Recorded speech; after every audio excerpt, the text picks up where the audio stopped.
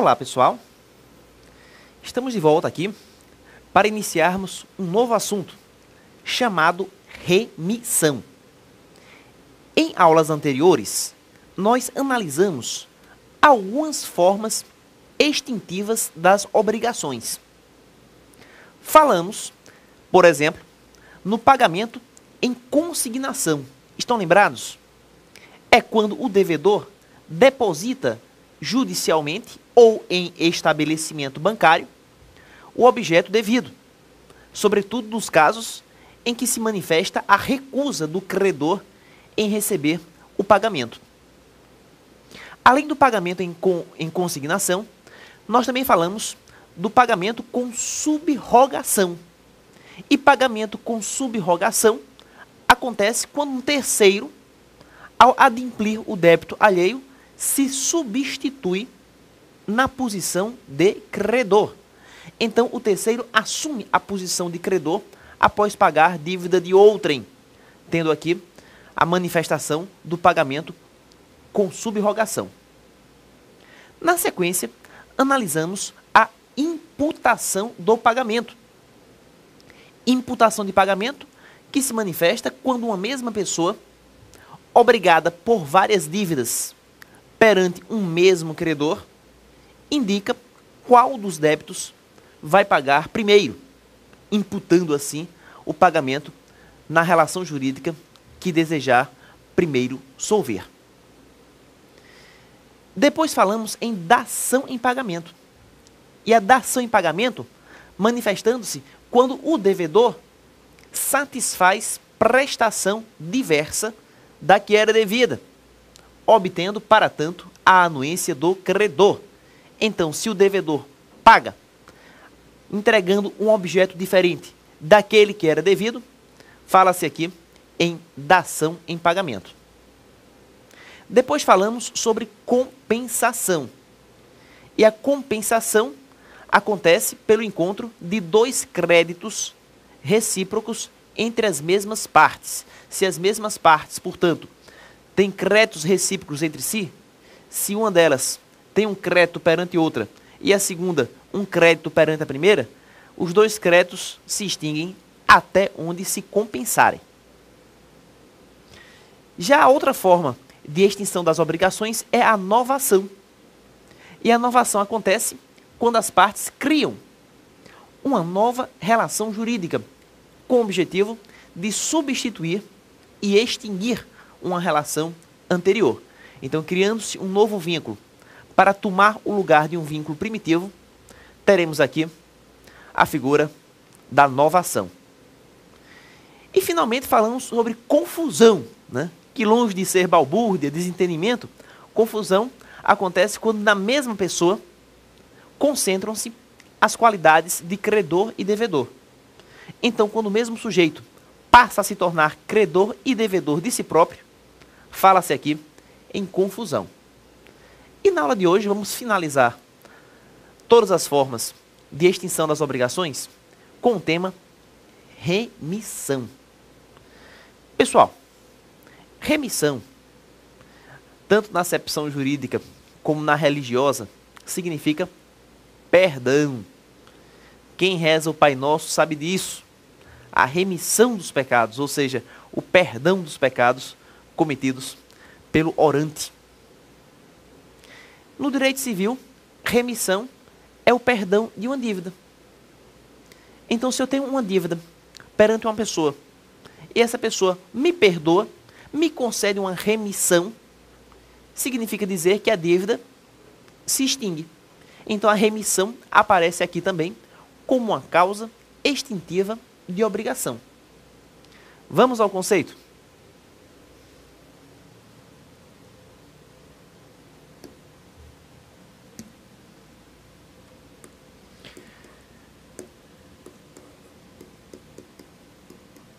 Remissão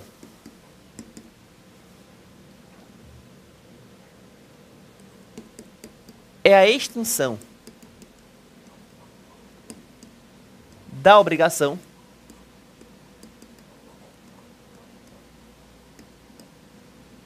mediante a concessão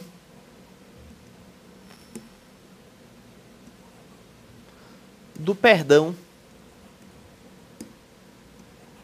da dívida pelo credor. Esse é o conceito. Remissão é a extinção da obrigação mediante o perdão da dívida que foi concedido por quem? Pelo credor. A primeira grande pergunta que se faz ao abordar o tema remissão é exatamente qual sua natureza jurídica. Remissão é um ato unilateral do credor que quer perdoar? Ou é um ato bilateral, que vai depender da vontade do credor de perdoar e da vontade do devedor de ser perdoado? Vejam que essa discussão tem seus reflexos práticos. Por exemplo, eu devo 10 mil reais a Pedro. Pedro chega para mim e diz: Mário, você está perdoado. Pedro me perdoa dessa dívida. Muito bem, mas e se eu não aceitar esse perdão? E se mesmo com o perdão que ele me concedeu, eu desejar pagar o débito? Poderia eu consignar esse pagamento na justiça? Afinal de contas, essa remissão foi concedida por ele, mas não foi aceita por mim. O meu interesse é pagar a dívida. Existe aqui todo um aspecto moral envolvido.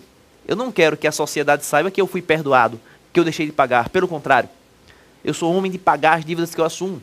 Consequentemente, mesmo contra a vontade dele, a vontade do Pedro, ainda assim eu desejo pagar esse débito. Então surge a questão: a remissão, para ser concedida, depende ela da vontade do devedor? Ou seria um ato unilateral do credor? Vejamos o que diz o Código Civil a respeito. Observem comigo. Aqui no artigo 385, olhem lá.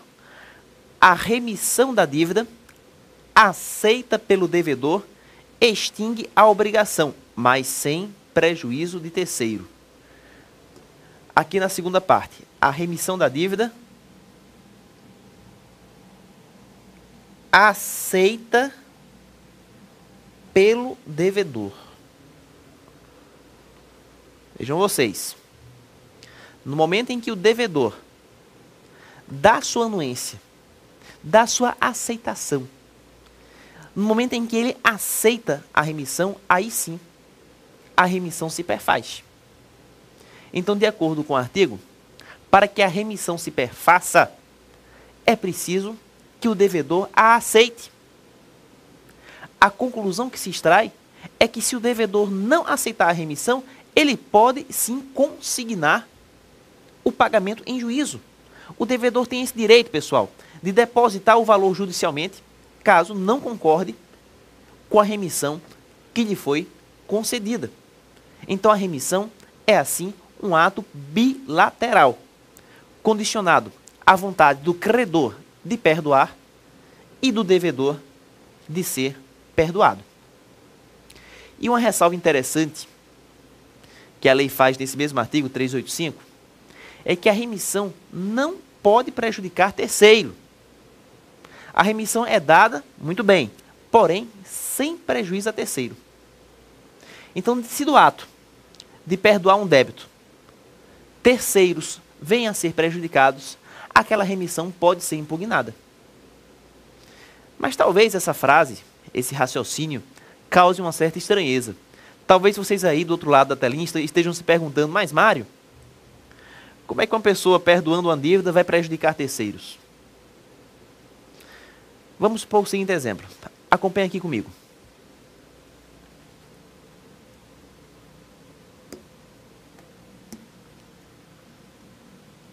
Suponha-se que João deve 50 mil reais a José. Então José seria credor e João devedor. Mas ao mesmo tempo, José está devendo R$ 50.000 a Maria. Então, Maria seria credora e José seria devedor.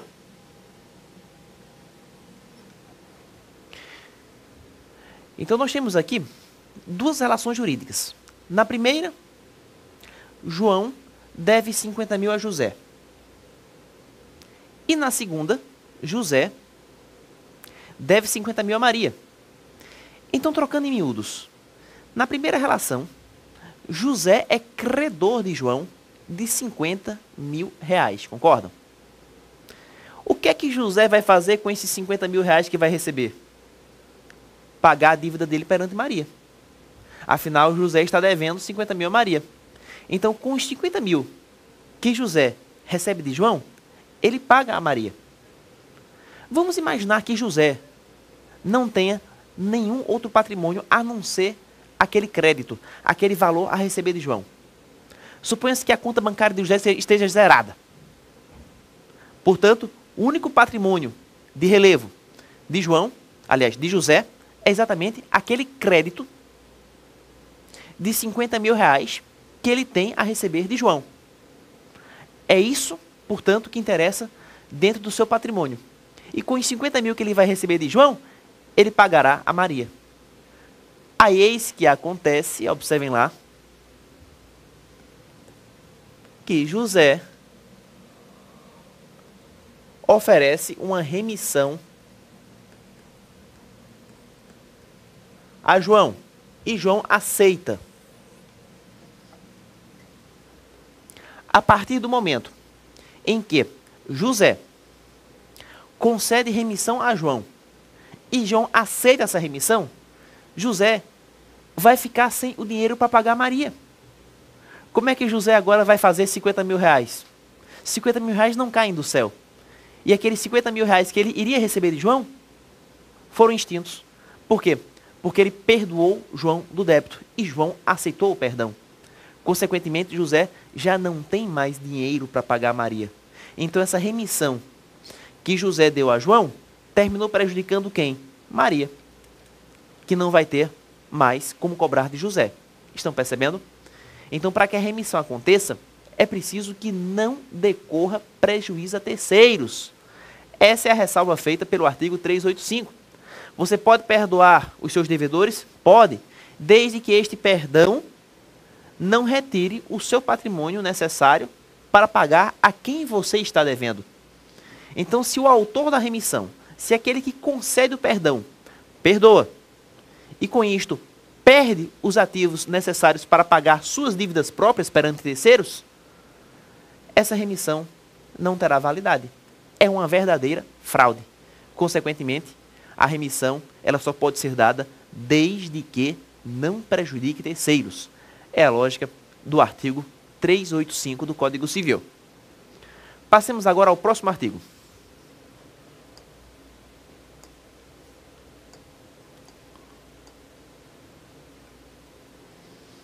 Artigo 386. A devolução voluntária do título da obrigação, quando por escrito particular, prova desoneração do devedor e seus co-obrigados, se o credor for capaz de alienar e o devedor capaz de adquirir. Vejam que o dispositivo está falando sobre devolução do título da obrigação quando por instrumento particular. Atenção! O que significa a palavra título? Em linguagem de obrigações, título representa um documento. É um documento demonstrativo de uma obrigação. Por exemplo, cheque. Cheque é um título. Cheque é um documento que comprova que uma pessoa está em débito perante outra. Então, suponha-se, por exemplo, que eu deva a uma pessoa a importância de R$ 10.000 e preencho um cheque, 10 mil, nominal a essa pessoa, assino.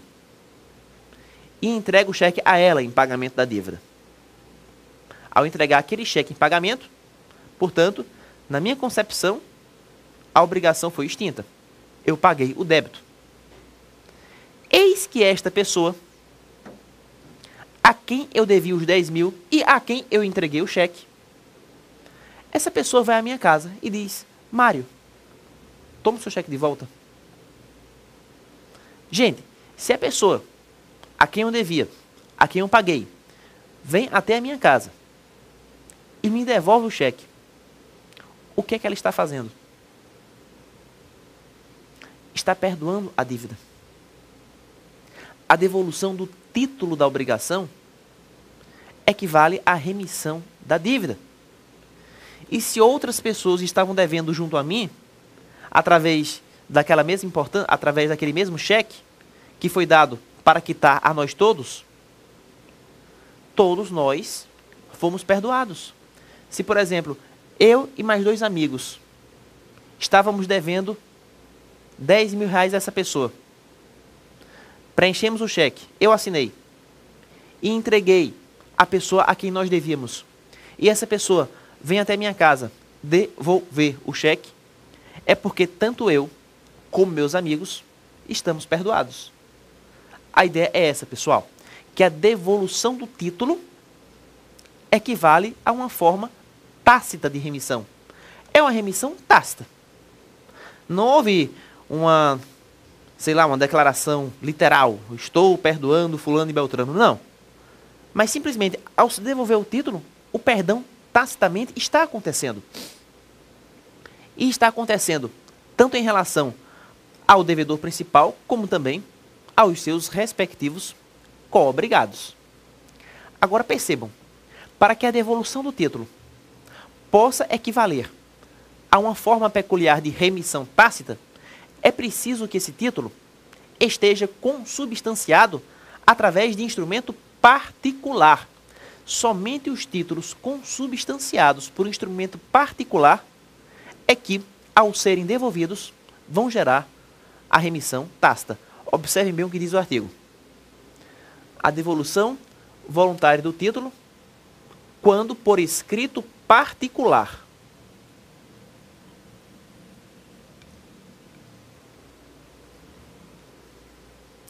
Por que isso, pessoal? Quando o título é consubstanciado por escritura pública, ele fica onde? Ele fica registrado no cartório. Está lá preso no cartório. E você não vai retirar o título do cartório. Você vai retirar uma cópia, que nós chamamos certidão. O cartório não vai devolver o título original para a pessoa, mas vai extrair uma certidão, uma cópia para ela. É isso que acontece quando se vai ao cartório pedir a certidão de um título registrado. Então, se o título constar em instrumento público, preso e registrado ao cartório, de lá só se podem extrair certidões. Aí cá para nós, qualquer um pode extrair uma certidão no cartório, concordam? Então, o próprio devedor pode ir no cartório e extrair a certidão dele. O credor pode extrair a sua certidão. Um terceiro, xereta, que não tenha nada a ver com a história, pode ir no cartório e extrair uma certidão. Se o documento está registrado em cartório, qualquer pessoa pode extrair certidões. Aí vem um devedor, vai ao cartório, pede uma certidão do instrumento público que está lá registrado, recebe a certidão e vai dizer: olha, o título foi entregue a mim, eu fui perdoado. Gente, isso é ridículo. Claro, óbvio que ele não foi perdoado. Se qualquer um pode extrair uma certidão, ao vir a extrair a certidão que desejava, o devedor não pode interpretar esse ato como uma remissão de dívida. Com efeito, não houve perdão algum pelo fato dele obter a sua via da escritura que tinha sido registrada no cartório. Por isso, que a lei ressalta: somente os títulos consubstanciados em escrito particular, portanto, que não estão lá no cartório, é que, ao serem devolvidos, vão gerar a remissão tácita. Então, para que a remissão tácita aconteça, é preciso que o título seja devolvido e que esse título seja consubstanciado por escrito particular, gerando assim o perdão tanto do devedor que obteve o título, como também dos seus co-obrigados. Na sequência, aduz o artigo. Se o credor for capaz de alienar e o devedor capaz de adquirir. Com efeito, para que você fale em remissão, é preciso que haja capacidade civil. Obviamente, pessoas incapazes, elas não podem assumir participação em ato jurídico. Observem bem, a remissão é um ato bilateral, que requer a vontade do credor de perdoar e a vontade do devedor de ser perdoado. Então essa remissão só pode se perfazer se tanto o credor for capaz de perdoar, como se o devedor for capaz de ser perdoado. É preciso que tanto o credor como o devedor estejam investidos em plena capacidade civil. É muito óbvio. Então, se o credor for pessoa incapaz, ele não pode conceder perdão. Se o devedor sofrer de incapacidade, ele não pode ser perdoado. Logo, a capacidade civil de ambas as partes, a capacidade do credor de alienar, já que perdoar é um ato de alienação, quem perdoa está doando a importância que receberia da outra parte, assim como a capacidade de ser perdoado, de receber o perdão, de adquirir aquele perdão, constituem, assim, pressupostos essenciais para que a remissão possa se perfazer. Essa é a lógica do artigo. Então, resumindo, a remissão pode ser tácita e vai acontecer através da devolução do título. Para que a devolução do título equivalha à remissão tácita, é preciso que o título esteja consubstanciado por escrito particular. E a remissão, nesse caso, vai exonerar tanto o devedor como os seus co-obrigados. Mas para que aconteça essa remissão, é necessário que o credor seja capaz de alienar e o devedor capaz de adquirir. Essa é a interpretação do artigo 386 do Código Civil. Passemos agora ao artigo 387. A restituição voluntária do objeto empenhado prova a renúncia do credor à garantia real, não a extinção da dívida. Quando o artigo fala objeto empenhado, está se referindo ao instituto do penhor. O que é penhor? Penhor é uma garantia móvel. Toda vez que o devedor assume uma dívida e concede uma coisa móvel em garantia, essa garantia é chamada penhor. Vamos traçar um exemplo. Acompanhe aqui comigo.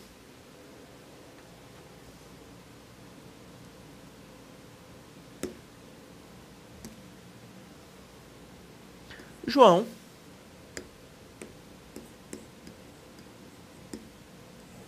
está devendo R$ 50.000 a José. E essa dívida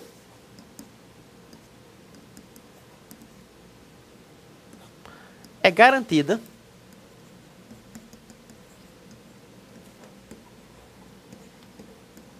pelo penhor de uma joia rara.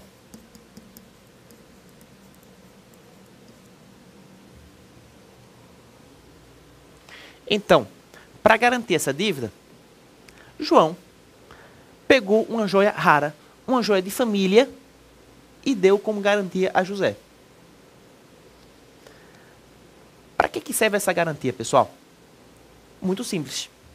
Se João não pagar a dívida, José, que já está na posse da joia, vai levar essa joia a leilão, vai vendê-la pelo melhor preço e dessa maneira reembolsar-se da importância devida, já que a joia vale um pouco mais do que os R$ 50.000 que José tem direito de receber.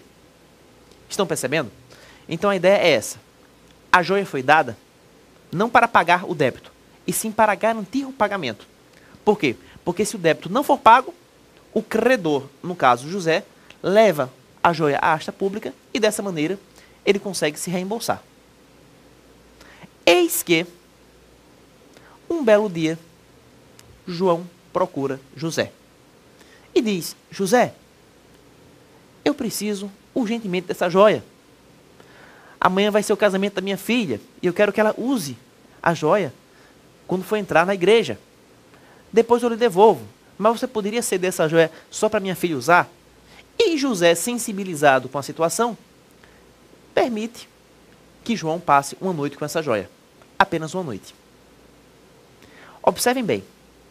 O fato de José ter permitido que João ficasse com a joia por uma noite, o fato de José ter devolvido a joia para João, nem que seja por apenas um dia, implica dizer que José perdoou a dívida de 50 mil reais?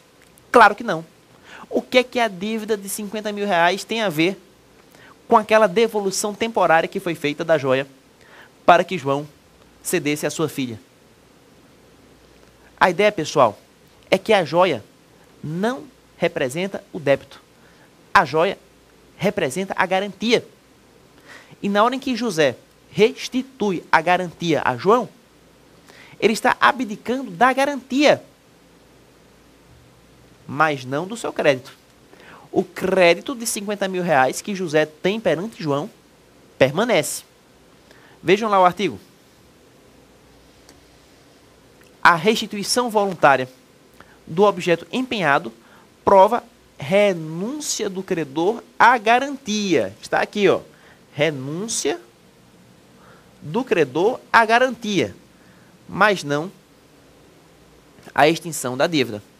Mesmo porque garantia tem natureza acessória. A dívida é o principal, a garantia é acessória.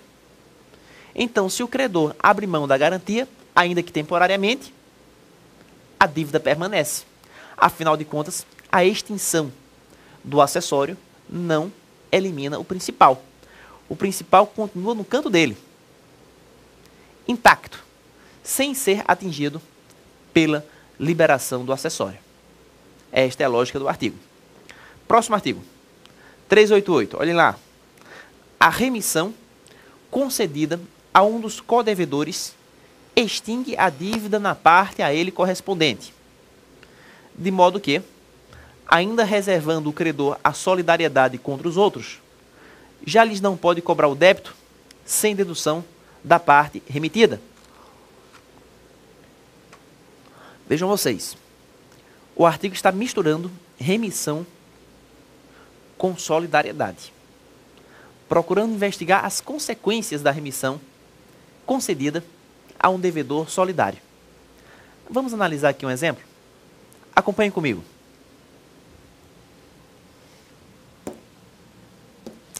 Vamos supor que nós tenhamos 3 devedores solidários, D1, D2 e D3, vinculados a uma relação onde se deve 90 mil reais. Ora, se a dívida gira em torno de 90, é porque cada devedor está devendo 30. Entretanto, o fato deles serem solidários permite que o credor cobre toda a importância de qualquer um deles. Então, ao credor seria possível, por exemplo, escolher D1 e cobrar de D1 os 90 mil reais. Acontece que, ao invés de cobrar os 90 mil de D1, o credor oferece para D1 uma remissão.